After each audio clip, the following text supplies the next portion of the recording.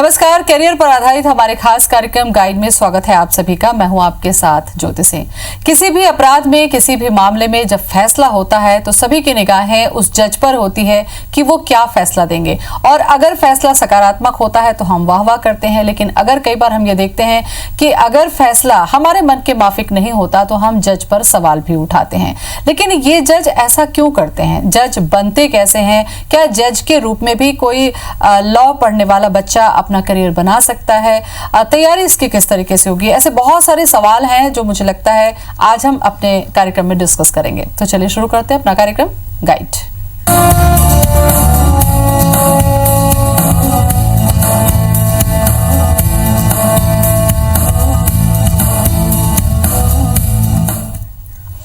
और इस पर चर्चा करने के लिए हमारे साथ स्टूडियो में मौजूद हैं चाणक्य लॉ एकेडमी के मेंटर नितिन नामदेव। नितिन जी, बहुत बहुत स्वागत है आपका। नमस्कार। सबसे पहला जो अभी मैंने अपने इंट्रोडक्शन में कहा नितिन जी कि जब कोई फैसला होता है या अपराध से जुड़ा या सकारात्मक भी फैसला, तो हमें लगता है कि जज भी हमारे लिए भगवान से कम नहीं होते, क्योंकि वो फैसला सुनाते हैं। ये जज बनते कैसे हैं? सामान्य सा सवाल सभी के मन में होगा कि ये जज बनते कैसे हैं, प्रक्रिया क्या होती है? सबसे पहले तो मैं आप सभी को बताना चाहूँगा कि जुडिशरी जो है उसके अलग अलग प्लेटफॉर्म है। जैसे आप सभी जानते हैं कि संविधान का इसे एक स्तंभ कहा जाता है, तो इसमें सुप्रीम कोर्ट से लेकर लोअर जुडिशरी तक जितने भी यहाँ पर जो है जजेस होते हैं, उनके क्वालिफिकेशन और उनके सिलेक्शन प्रोसीजर या उनके इलेक्शन प्रोसीजर को कॉन्स्टिट्यूशन में प्रोवाइड किया गया है। तो यहाँ पर अगर आपको सुप्रीम कोर्ट का जज बनना है तो आपको जो है कॉन्स्टिट्यूशन में आर्टिकल 124 को देखना चाहिए। यदि अगर आपको हाई कोर्ट जज बनना है तो आपके हाई कोर्ट के जो प्रोविजंस है उसको देखना होगा। इसी तरह से लोअर जुडिशरी में एक डिस्ट्रिक्ट जज होते हैं, ठीक है, जिसे हम एसजेएस जिसे हाई जुडिशरी भी कहते हैं, और एक जो होता है जैसे सिविल जज या आप लोग मजिस्ट्रेट जिसको कहते हैं, ये पॉपुलर है कि भाई मजिस्ट्रेट और सिविल जज जो होता है उसका एक सिलेक्शन प्रोसीजर होता है, जिसको हर स्टेट जो है अपने हिसाब से इसको कंडक्ट कराती है। इसकी जो प्रोसीजर है या स्टेट गवर्नमेंट कैसे डिसाइड करता है इन पोस्ट को, उस पर तो मैं चर्चा करूंगी नितिन जी। सबसे पहला यही सवाल है कि जैसे छत्तीसगढ़ में या दूसरे ऑप्शन पर हम चर्चा करते हैं तो पीएससी के जरिए ज्यादा चयन होते हैं बच्चों के और पीएससी कंडक्ट किया जाता है। ऐसे में आपने इस फील्ड पे जाने का कैसे सोचा? क्या इसको लेकर आपने अपना उद्देश्य बनाया है? बहुत इंटरेस्टिंग क्वेश्चन है कि जब मैं एलएलबी कर रहा था, देखिए मैं बहुत मध्यम वर्गीय परिवार से हूँ, और मध्यम वर्गीय परिवार से होने के लिए, ठीक है, मेरे साथ एक था कि संघर्ष था कि भाई मुझे जो है एक अच्छी नौकरी में जाना है, और कहीं ना कहीं विधि क्षेत्र में मेरा रुझान शुरू से था। तो जब मैंने एलएलबी स्टार्ट किया था रायपुर में, तो उस समय पीएससी की बहुत सारी कोचिंग्स है और उस समय बहुत सारी कोचिंग्स थी। तो जुडिशरी का पढ़ाने वाला वहाँ पर जो है प्लेटफॉर्म कहीं पर भी जो है रायपुर में अवेलेबल नहीं था, इंक्लूडिंग छत्तीसगढ़ में कहीं अवेलेबल नहीं था। तो मैंने जब एलएलबी किया तो मैं इंदौर गया और इंदौर से मैंने अपनी स्टडी की। फिर वहाँ पर मैंने अपना करियर स्टार्ट किया टीचिंग का। पर मुझे एक एहसास हुआ कि एक अच्छे मेंटर जो है वो छत्तीसगढ़ में नहीं है और इस प्लेटफॉर्म पे कोई काम नहीं कर रहा है।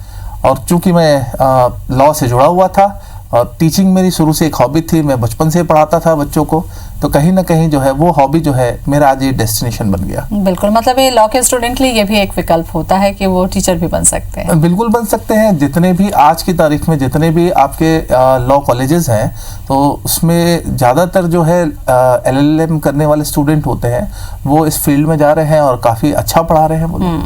नितिन, जहाँ तक हमें पता है कि जब कोई बच्चा एलएलबी करता है तो हमें लगता है कि बस एलएलबी हो गया मतलब ये वकील बन गया और सीधे जाकर ये वकालत करने वाले हैं। लेकिन ऐसा कोई अभी तक हमें पाठ्यक्रम नहीं मिला कि हाँ, इसको पढ़ने के बाद ये व्यक्ति जो है वो सीधे जज बन जाएगा। तो इसकी पूरी जो सिस्टमेटिक प्रक्रिया है, मुझे लगता है आपको बतानी चाहिए हमारे छत्तीसगढ़ के बच्चों को। जी बिल्कुल। सबसे पहले तो एक चीज़ है कि आपने जो प्रश्न पूछा कि एलएलबी का मतलब वकालत होता है, ये बिल्कुल अब मिथक हो गया है। पहले जो आपके एलएलबी करने वाले होते थे तो उन्हें प्रोसीजर नहीं मालूम होता था, तो वो ज़्यादातर वकालत के क्षेत्र में जाते थे। और वकील जो है आज भी जो है एक बहुत अच्छा प्रोफेशन है, जिसको हम वकालत कह रहे हैं या एडवोकेसी अच्छा प्रोफेशन है। पर धीरे धीरे जो है इसमें काफ़ी स्कोप्स आ गए हैं।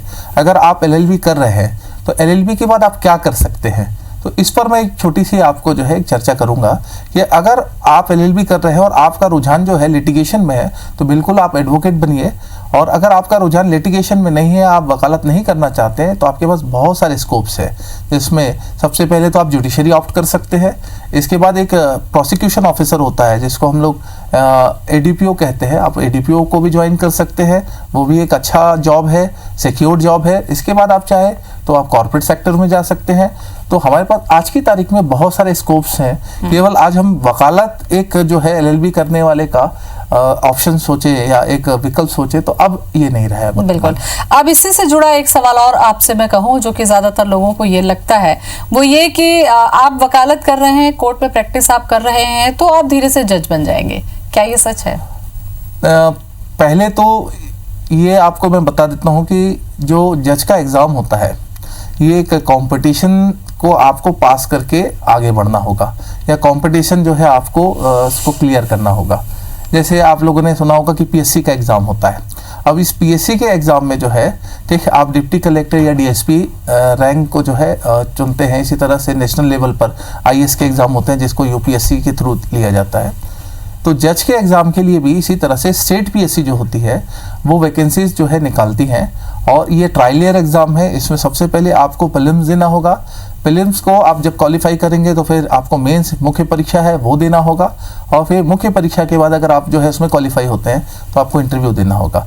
इंटरव्यू के बाद जो है, ठीक है, आपके मेंस और इंटरव्यू के जो दोनों मार्क्स होते हैं, ये दोनों मार्क्स ऐड होके आपका एक फाइनल रिजल्ट होता है, और अगर आप उसमें मेरिट में आते हैं तो आप जज बन जाते हैं। अगर आप कानून की पढ़ाई कर रहे हैं और आपके जीवन का मकसद है कि आपको जज बनना है, तो आपको ये कार्यक्रम जरूर देखना चाहिए, क्योंकि इस पर हम विस्तार से आपको वो तमाम जानकारी दे रहे हैं जिसकी आपको जरूरत है। नितिन जी हमारे साथ में। नितिन जी, जैसा कि जज की प्रक्रिया के बारे में ब्रेक पर जाने से मैंने पहले पूछा, अब प्रीलिम्स की जो बच्चे तैयारी कर रहे हैं उनके लिए क्या विकल्प है कि वो 12th के बाद कर सकते हैं, एलएलबी के बाद कर सकते हैं, या फिर जब वैकेंसी आ गई है तब भी वो तैयारी कर सकते हैं? सबसे पहले तो अगर आपको जज बनना है तो आपको एलएलबी कम से कम एलिजिबल होना पड़ेगा, और आपको एलएलबी पास होना पड़ेगा। पर अगर आप 5 ईयर इंटीग्रेटेड कोर्स कर रहे हैं, या आपने ग्रेजुएशन के बाद 3 ईयर एलएलबी कोर्स ज्वाइन किया है, तो कंपटीशन लेवल काफ़ी हाई हो गया है। तो मेरा ये सजेशन रहता है हमेशा स्टूडेंट से कि अगर आपको जज बनना है, अगर आपने ये तय किया है कि भाई मुझे सिविल जज में एक चयन के रूप में जो है जाना है, तो आपको जैसे ही आपने एलएलबी स्टार्ट किया है तो वहीं से आपको प्लानिंग करनी चाहिए, और उसके हिसाब से आपको आगे बढ़ना चाहिए। अच्छा, जैसे पीएससी की बात करते हैं, यूपीएससी की बात करते हैं, ये हर साल ही लगभग होती है नितिन जी, तो क्या कानून से जुड़ी या सिविल जज की जो वैकेंसीज हैं वो भी हर साल होती हैं? उनका कोई दिन तारीख निश्चित समय होता है जिसके लिए बच्चे तैयारी करते हैं? जैसे कि मैंने अभी आपको बताया था कि जो स्टेट वाइज होते हैं ये एग्जाम, तो इसमें 2006 का सुप्रीम कोर्ट का एक जजमेंट था। इस जजमेंट के बाद जो है अब हमारे यहाँ ये रूलिंग आ गई है कि हर साल जो है आपको जजेस की वैकेंसी निकालनी है, और अगर आप वैकेंसी नहीं निकाल रहे हैं तो भी जो है आपको ये नोटिफाइड करना होगा कि इस साल जजेस की वैकेंसी अवेलेबल नहीं है, और अगर आप निकाल रहे हैं तो आपको नोटिफाइड करना होगा कि आपके पास कितनी जजेस की वैकेंसी इस साल अवेलेबल है। प्रोसीजर ये है इसमें कि दिसंबर जनवरी में आपको ये नोटिफाइड करना होगा कि आप कितनी जजेस की वैकेंसी इस साल स्टेट में निकाल रहे हैं।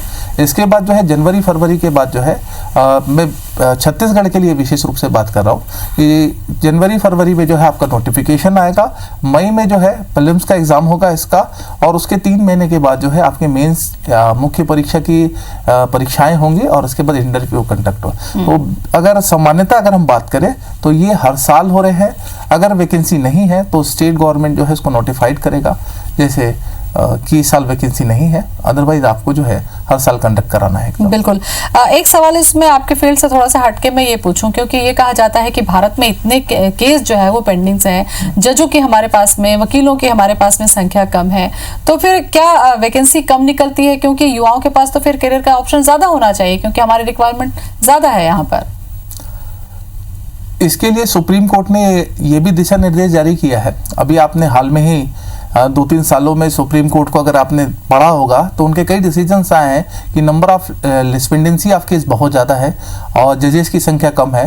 तो इसके लिए भी ये गाइडलाइन आई है कि हर स्टेट को अपने जजेस जो हैं वो बढ़ाने होंगे, और एक जज जो होगा, एक मजिस्ट्रेट होगा, उसके पास मिनिमम कितनी फाइल्स होंगी, उस फाइल से ज़्यादा उनके पास फाइल्स नहीं होंगी। बट यहाँ पर जो है गवर्नमेंट के ऊपर होता है या गवर्नमेंट इसको डिसाइड करती है, क्योंकि फंडिंग उनकी होती है।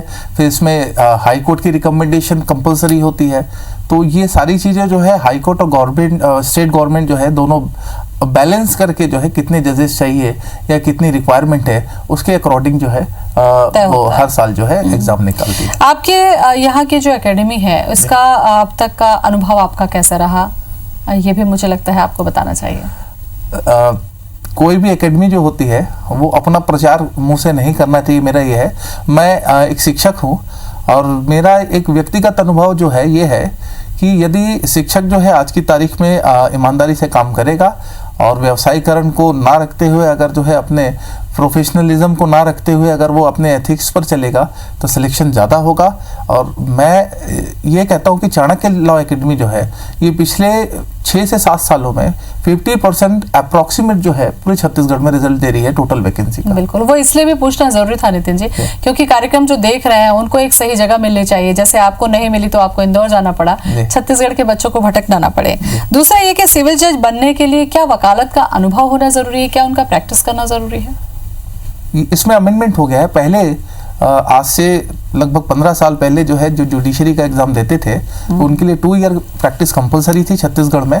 बहुत सारे स्टेट है जिन्होंने अभी भी कंपलसरी रखी है प्रैक्टिस को, पर छत्तीसगढ़ में अभी फिलहाल जो है आपको प्रैक्टिस करने की जरूरत नहीं है। आपने जैसे LLB पास किया है आप इमीडिएट जो है एग्जाम दे सकते हैं जज का। बिल्कुल।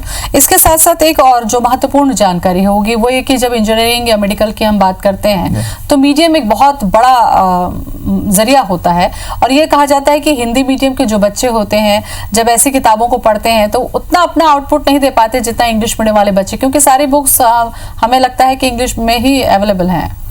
बहुत अच्छा प्रश्न पूछा। छत्तीसगढ़ से हिंदी मीडियम को लेके काफ़ी मिथक है और मैं दर्शकों को बताना चाहूँगा कि मैं स्वयं जो है एक हिंदी मीडियम का स्टूडेंट रहा हूँ और अभी भी जो है ठीक है हिंदी मीडियम को लेकर ऐसा कोई भी जो है आप अपने मन में मिथक मत बनाइए। सबसे पहली चीज़ देखिए 5 ईयर इंटीग्रेटेड जो कोर्स हो रहे हैं उसमें 5 साल के जो बच्चे हैं वो इंग्लिश में ज़्यादा प्रिपेयर कर रहे हैं और जो 3 ईयर कोर्स वाले होते हैं वो हिंदी मीडियम को ज़्यादा प्रेफर करते हैं या जो ग्रेजुएशन कर चुके हैं वो हिंदी मीडियम वाले ज़्यादा होते हैं। पर मैं आपको एक बात बताना चाहूँगा कि जितने सिलेक्शन जो है हमारी एकेडमी से हिंदी मीडियम से हो रहे हैं उतने सिलेक्शन जो है आपको किसी भी जो है कोचिंग क्लासेस से नहीं मिलेगा। इसमें मैं 2012 का अपना एक रिजल्ट बताऊंगा जिसमें मेरे यहाँ से फर्स्ट टॉपर थे वो हिंदी मीडियम से थे। अभी 2016 में जो हिंदी मीडियम की जो टॉपर है थर्ड टॉपर है वो रैंकिंग उसकी 3rd है पर वो हिंदी मीडियम में टॉपर है वो हमारी एकेडमी की है। तो ये बिल्कुल भी नहीं है कि हिंदी मीडियम और इंग्लिश मीडियम के साथ भेदभाव हो रहा है, बशर्ते अगर उसने ईमानदारी से तैयारी की है। पर यहाँ आपको एक बात और बताऊंगा वो ये है कि हिंदी मीडियम वाले जो है वो एक जगह जाके अटक जाते हैं, एक जगह जो है उनकी कमजोरी है। जब वो मुख्य परीक्षा देते हैं तो मेंस के एग्जामिनेशन में 20 नंबर का ट्रांसलेशन होता है और ये ट्रांसलेशन जो होता है ये उनके लिए जो है सरदर्द बन जाता है, क्योंकि इंग्लिश मीडियम वाला जो बच्चा होता है या स्टूडेंट होता है वो कंपैरेटिव उनसे ज़्यादा अच्छा परफॉर्मेंस करता है ट्रांसलेशन में, जबकि हिंदी मीडियम वालों की जो है ट्रांसलेशन की जो स्पीड होती है ट्रांसलेशन जो होता है कमज़ोर होता है। तो एक सजेशन मेरा रहेगा अगर आप हिंदी मीडियम से हैं तो आप जो है अपने ट्रांसलेशन को मजबूत करते रहिए। बिल्कुल, मतलब इंग्लिश को थोड़ा सा मजबूत करना है। प्रीलिम्स और मेन अगर ये कानून को हम देखें नितिन जी तो कानून में इतनी बारीकियां इतने पेच हैं कि इनको समझना मुश्किल है और इन सब बातों को ही मुझे लगता है प्रीलिम्स और मेन के जो क्वेश्चन है वो डिसाइड किए जाते होंगे। तो जज बनने के दौरान जो तैयारी आपकी होगी उनमें किन बातों को आपको ध्यान में रखना होगा ये भी हम पूछते हैं नितिन जी से। नितिन जी, प्रीलिम्स की जो बच्चे तैयारी करते हैं या जो आप लोग तैयारी करवाते हैं उनमें जो सिलेबस है उसके साथ साथ एक्स्ट्रा आप लोग क्या एफर्ट करते हैं ताकि उनका जो नॉलेज है बहुत अच्छा हो सके? मैं अपनी एकेडमी की बात करूंगा यहाँ पे जी। बाकी एकेडमी से ताल्लुकात तो मेरा ज़्यादा नहीं है।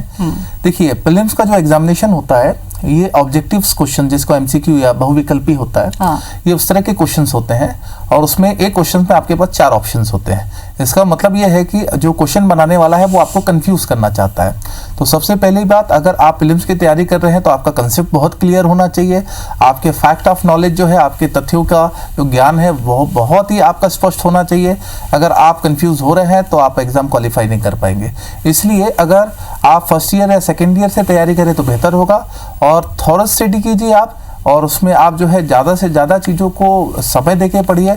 कई बार ये होता है स्टूडेंट के सामने की वैकेंसी आती है और उसके बाद जो है वो तैयारी शुरू करते हैं, तो वहाँ पर एक यही प्रॉब्लम आ जाती है कि वो सेलेक्टिव और कलेक्टिव हो जाते हैं, जिसके कारण उनका नॉलेज जो है वो कमज़ोर हो जाता है और वो एग्ज़ाम को क्वालिफाई करने के लिए जो है उनको मुश्किल पैदा करता है। अच्छा, मेंस के एग्जाम्स की खासियत बताइए। क्या डिस्क्रिप्टिव टाइप है, उसमें और ज़्यादा डीप में हमको उतरना होता है, या कानून के सवाल में क्या क्या चीज़ें होती हैं लिखने की? छत्तीसगढ़ का जो मेंस का पैटर्न है ये पूरे ऑल ओवर इंडिया में लिए जाने वाले जुडिशरी के पैटर्न से बहुत ही अलग है। छत्तीसगढ़ में आपने जो प्रीलिम्स में पढ़ा है उसका आपका बेसिक कंसेप्ट अगर आपका क्लियर है तो वो मेंस में बहुत काम आएगा। हमारे यहाँ जो मेंस होता है उसके दो पार्ट है, एक जजमेंट राइटिंग है इसमें और दूसरा इंग्लिश ट्रांसलेशन, जैसे कि मैंने बताया। जजमेंट राइटिंग जो होता है उसमें आपको जो है प्रॉब्लम्स दे दी जाएगी, जिसमें एक सिविल और एक क्रिमिनल की प्रॉब्लम आती है और आप जो है उस प्रॉब्लम को पढ़कर और समझकर जो है उसको वैसे ही फ्रेम करेंगे जैसे कि एक जज जो है अपने जजमेंट में मतलब एक फैसला एक फैसला देता है। तो बिल्कुल आपने सही कहा, फैसला देता है। तो फैसला देते समय अगर उसको कानून की बारीकियों का ज्ञान नहीं है या वो जो है फैक्ट को नहीं समझ पा रहा है तो एक अच्छा जज कैसे बनेगा। तो हमारे यहाँ जो है जजमेंट राइटिंग को ज्यादा वेटेज दिया गया है और उसी आधार पर जो है हमारे यहाँ सिलेक्शन होता है। बिल्कुल नितिन जी, ये जो जजमेंट की बात थी इसीलिए मैंने आपसे पूछा था कि मेंस में इस तरीके की जब तैयारी आप लोग कराते हैं तो आपने देखा होगा कई फिल्मों में कि कई बार ये होता है कि सबूत आपके सामने में आ गए, गवाह सामने में आ गए, बावजूद उसके जो जज का फैसला होता है वो चौंकाने वाला होता है, पता नहीं कौन सा क्लू उनका काम करता है। तो ये जो सिक्स सेंस होता है जजों के पास में, तो क्या इसके लिए भी कुछ खास विधा होती है, तैयारी करने के टेक्निक्स होती है? जुडिशरी जो होता है, जो जज होते हैं वो अपना निर्णय जो है तथ्यों के आधार पर देते हैं और हमें जो है तथ्यों का उचित आकलन और उसका विश्लेषण करना आना चाहिए।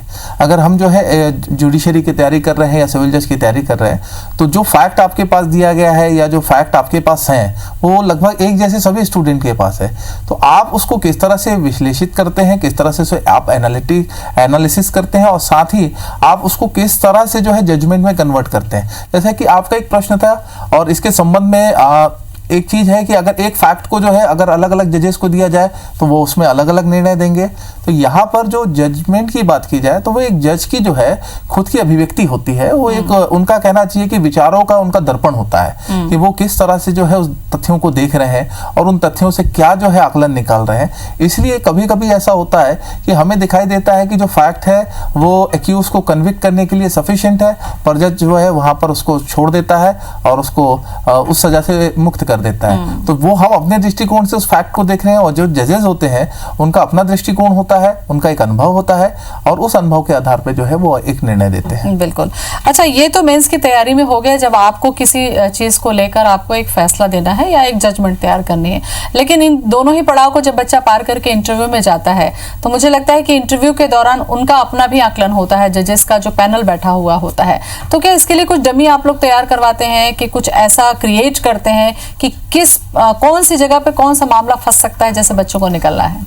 देखिए, इंटरव्यू की बात कर रहे हैं तो इंटरव्यू का एक छोटा सा मैं वर्डिंग कहूंगा, वो होता है इनर ब्यूटी। मतलब इंटरव्यू का मतलब यह है कि आपके अंदर जो है क्या है इसकी जांच की जाती है और एक इंटरव्यू जो है 5 से 10 मिनट का होता है।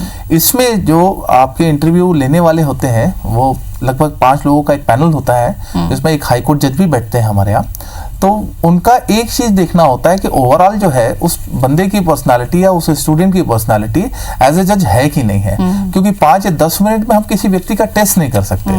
तो उसका प्रेजेंस ऑफ माइंड बहुत शार्प होना चाहिए, उससे जो क्वेश्चंस पूछे जा रहे हैं वो डायरेक्टली उसको जो है कन्वर्ट करे, वो घुमा के बात ना करे। और इंटरव्यू में मेरा एक पर्सनल सजेशन रहेगा कि वो कभी झूठ ना बोले, क्योंकि जो सामने वाला बैठा हुआ है वो आपसे ज्यादा अनुभवी है।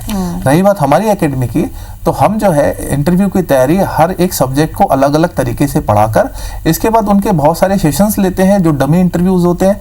उसमें जो है हम बहुत सारे रिटायर्ड जजेस होते हैं उनको बुलाते हैं, जो सीनियर एडवोकेट्स होते हैं, जो लॉ प्रोफेसर्स होते हैं, ये सारे लोगों को जो है हम पैनल में बुलाते हैं और एक डमी इंटरव्यू कराते हैं।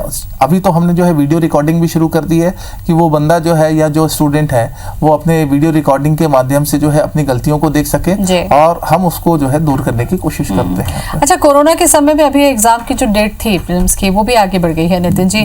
तो ऐसे में डिस्टेंस भी मेंटेन करते हुए और कोरोना के प्रोटोकॉल को फॉलो करते हुए कैसे ये पढ़ाई अभी चल रही है और क्या आप लोग नया कर रहे हैं इसमें?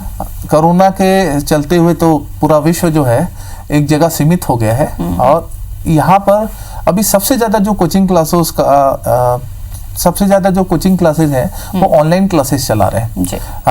मैं आपको कहूँगा, आप बोलेंगे कि सर आप कैसे उल्टी धारा में चल रहे हैं, पर मैं ऑनलाइन क्लासेस नहीं ले रहा हूँ। उसके कई रीजंस है, फिलहाल मैं उस पर बात नहीं करूँगा, पर एक सब्स्टिट्यूट हम लोगों ने यहाँ तैयार किया है। वो सब्स्टिट्यूट ये है कि हम लोग अपने ई वीडियो लाइब्रेरी तैयार कर रहे हैं। अच्छा। और अगर कोरोना जैसी समस्या अगर भारत में या इसके बाद कभी आती है या ऐसी ही लॉकडाउन जैसी चीजें आती है तो वो स्टूडेंट हमारे ई लाइब्रेरी में जाके जो है वो हमारे लेक्चर्स को देख सकता है, उसको सुन सकता है। दूसरा, हम मॉक टेस्ट सीरीज स्टार्ट कर रहे हैं, उसके लिए भी हमारा काम जो है लगभग फाइनल हो चुका है। और हम उस मॉक टेस्ट में जिस तरह से ऑनलाइन एग्जाम जो है पीएससी कंडक्ट कराता है वैसे ही एग्जाम जो है हम हमारे पोर्टल में या हमारे प्लेटफॉर्म में जो है उनको अवेलेबल कराएंगे। बिल्कुल, तो काफी अहम काम अभी आप कर रहे हैं क्योंकि लंबी दूरी का काम आप कर रहे हैं। बहुत बहुत धन्यवाद नितिन जी, आपका बहुत विस्तार से जानकारी आपने दी। Thank you. तो अगर आप लॉ के स्टूडेंट हैं और आप जज बनने का मादा रखते हैं तो ये जो आज की चर्चा थी वो आपके लिए काफी हेल्पफुल हो सकती है। फिलहाल इतना ही, नमस्कार।